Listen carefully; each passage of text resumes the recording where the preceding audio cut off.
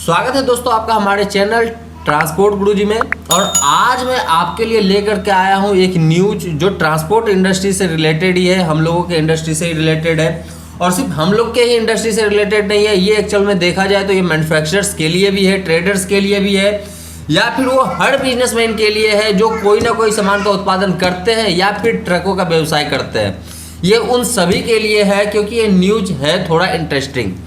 दोस्तों आप लोगों को पता होगा कि जब से लॉकडाउन लगा था, जब से ये कोविड-19 का अटैक हुआ है इंडिया में और लॉकडाउन लगाया गया था इंडिया में, बहुत सारे स्टेट्स ऐसे हैं जहां पे कि लोगों का रहना मुश्किल हो गया था और वो अपने घर के लिए पैदल ही प्लान करने लगे थे।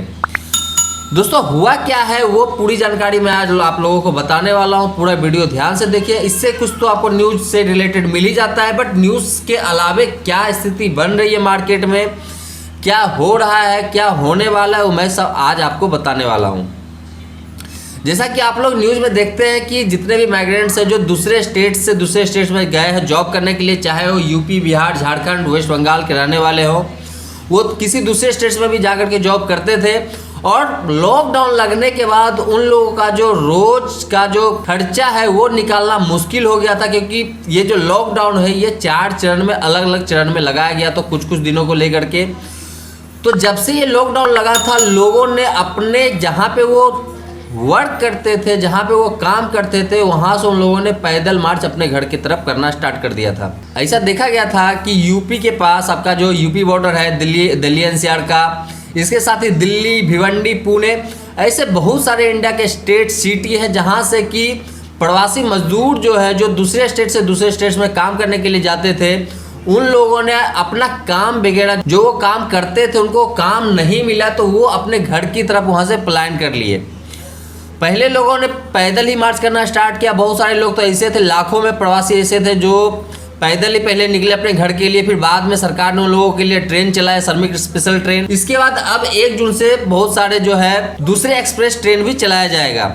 बट इसमें प्रॉब्लम क्या आया है दोस्तों, वो मैं आज आप लोगों को बता रहा हूँ। ये खुद का मेरा भी सर्वे किया हुआ है, क्योंकि मैं दिल्ली एनसीआर के एरिया में रहता हूँ। मैं जहाँ पे रहता हूँ वहाँ से बहुत सारे प्रवासी मजदूर आते जाते रहते हैं, और मेरे ही नज़दीक है जहाँ पे मैं रहता हूँ वहाँ से नज़दीक है दिलशाद गार्डन जो यूपी दिल्ली का बॉर्डर है। तो यहाँ पे तकरीबन मैं 100 मजदूरों से मैं बात किया था जो दूसरे स्टेट्स के रहने वाले थे, चाहे वो यूपी के रहने वाले हो, दिल्ली के रहने वाले हो, हरियाणा के रहने वाले हो, या पंजाब के रहने वाले हो, जो या फिर राजस्थान, जो वहाँ से आ रहे थे, जो वहाँ पे जॉब कर रहे थे और वहाँ से आ रहे थे, तो जा रहे थे अपने घर की तरफ। कुछ यूपी के रहने वाले थे जो यूपी जा रहे थे, कुछ बिहार, कुछ झारखंड, कुछ वेस्ट बंगाल पैदल जा रहे थे। उन लोगों से मैंने एक ही बात किया था कि क्या अब आप जा रहे हैं तो क्या आप लौट के आने वाले हैं फिर से जॉब करने के लिए। तो उनका एक ही जवाब था कि सर शायद से अब मैं लौट के ना आऊँ, क्योंकि मुश्किल के इस घड़ी में इन लोगों ने मेरा साथ नहीं दिया। अब क्या पता फिर से कभी लाइफ में ऐसा प्रॉब्लम आए तो ये लोग साथ दे या ना दे। उनका भी कहना सही था, क्योंकि उन लोगों का जो खर्च है, खर्च नहीं मिला, पैसे नहीं मिले, और रहने के लिए भी उन लोगों को सही से कोई जगह नहीं था। उनके जो मकान मालिक थे उन लोगों ने भी उनसे रेंट मांगना स्टार्ट किया, और उनकी जब कमाई बंद हो गई है तो वो पैसे कहाँ से लाएंगे और कहाँ से वो खर्च करेंगे। तो उन लोगों ने यही सोचा कि इससे अच्छा है कि हम अपने जहाँ के रहने वाले हैं वहाँ पैदल मार्च कर लें। अब क्या हुआ है कि बहुत सारे एरिया जो इंडिया के हैं, जो इंडस्ट्रियल एरिया है, चाहे वो कलकत्ता हो, दिल्ली एनसीआर हो, गुजरात का जो एरिया है, भिवंडी, पुणे, चंडीगढ़, बेंगलोर, कलकत्ता, ऐसे सारे जगह पे बहुत सारे लोगों से मेरा बात हुआ है जो किसी ना किसी वेयर हाउस से रिलेटेड है, किसी ना किसी मैन्युफैक्चरिंग यूनिट से रिलेटेड है, कोई सुपरवाइजर है, कोई वहाँ के वेयर हाउस मैनेजर है, लॉजिस्टिक मैनेजर है, इस तरह के बहुत सारे लोग हैं जिनसे मेरा बात हुआ था। उन लोगों का एक ही चीज़ कहना है कि जब से ये मजदूर अपने घरों के लिए निकले हैं, हमारे लिए यहाँ पे वर्क करने वाले अब नहीं बचे हैं। जहाँ पे कि अभी तक उन लोगों के पास 20 से 25 लेबर्स होते थे गाड़ियों को लोड और अनलोड करने के लिए,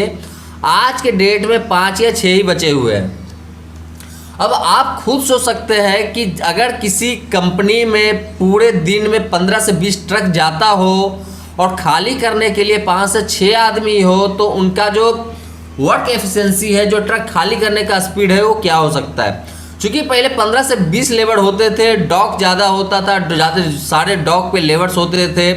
और वहाँ से गाड़ियों को खाली कराया जाता था तो गाड़ी जल्दी खाली हो जाती थी। बट अब क्या है कि इस कंडीशन में गाड़ियों को जल्दी खाली कराना थोड़ा मुश्किल हो गया है, और गाड़ियां वहां पे जो है डिटेन होना स्टार्ट हो गई है। बहुत सारे स्टेट्स में ऐसे भी देखा गया, बहुत सारे ट्रक वालों को देखा गया कि वो ट्रक छोड़ करके उनके जो ड्राइवर्स हैं वो अपने घर की तरफ चले गए हैं,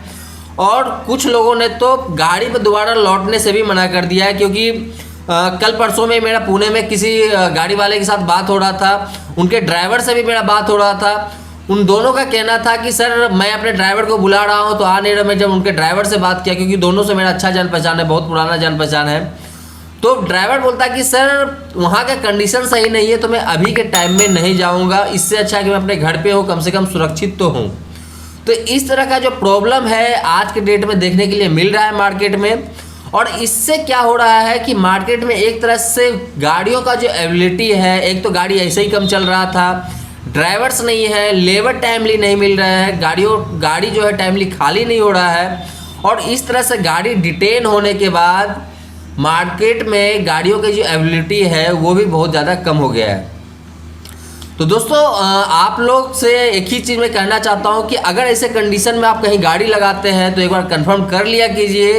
कि कहीं इस तरह का कोई सिचुएशन तो नहीं बनने वाला है जहाँ पे आपकी गाड़ी जा रही है। क्योंकि इस तरह की अगर सिचुएशन बनता है तो ऐसा नहीं है कि आप बिजनेस मत कीजिए, उनके साथ गाड़ी जरूर प्रोवाइड कीजिए, क्योंकि आज के डेट में हैंड होल्ड करना एक दूसरे का बहुत ज़्यादा ज़रूरी है, ताकि आपका भी काम हो सके और जिनके लिए आप काम कर रहे हो उनका भी काम हो सके। क्योंकि अगर आज के डेट में आपने उनके साथ काम अच्छा से कर लिया तो विश्वास कीजिए फ्यूचर में आपका वो साथ छोड़ने वाले नहीं है, और फ्यूचर में कभी आपको उनके हेल्प की ज़रूरत पड़ेगी तो वहाँ से भी आपको हेल्प मिल जाएगा। बट अगर आज के डेट में आपने उनका साथ नहीं दिया तो विश्वास कीजिए फ्यूचर में कभी आपको उनके साथ का ज़रूरत होगा तो उस समय आपको मिलने वाला नहीं है। दोस्तों उम्मीद करता हूँ कि आप गाड़ियाँ तो टाइमली प्रोवाइड करवाइएगा। साथ में अगर हमारे कुछ ड्राइवर्स भाई इस वीडियो को देख रहे हैं, कोई जो गाड़ियों को लोड अनलोड करते हैं वो इस वीडियो को देख रहे हैं, तो उम्मीद करता हूँ कि सारे कंडीशंस जो है, ये जो स्थिति है, ये ख़त्म होने के बाद आप लोग अपने जगह पे अपने काम पे जरूर लौटिएगा। क्योंकि इस तरह से अगर काम होना स्टार्ट हो जाए तो फिर दूसरे लोगों के लिए भी एक मुसीबत बन जाता है, और मार्केट में जो डिमांड एंड सप्लाई का जो चैन होता है वो एक तरह से स्टक हो जाता है, रुक जाता है, और महंगाई भी इससे बढ़ता है। तो दोस्तों आज के लिए इतना ही था। आपको वीडियो कैसा लगा मुझे ज़रूर बताइए। किसी तरह का कोई सुझाव है आपको मेरे लिए तो वो भी मुझे बताइए। किसी तरह का कोई इशू है आपको मेरे लिए तो वो भी बताइए, ताकि उसका कोई ना कोई सोल्यूशंस मैं आप लोगों को देता रहूं। तो दोस्तों आज के लिए इतना ही था। मैं मिलता हूं फिर से कुछ नए वीडियो में कुछ नए डिटेल्स के साथ। तब तक के लिए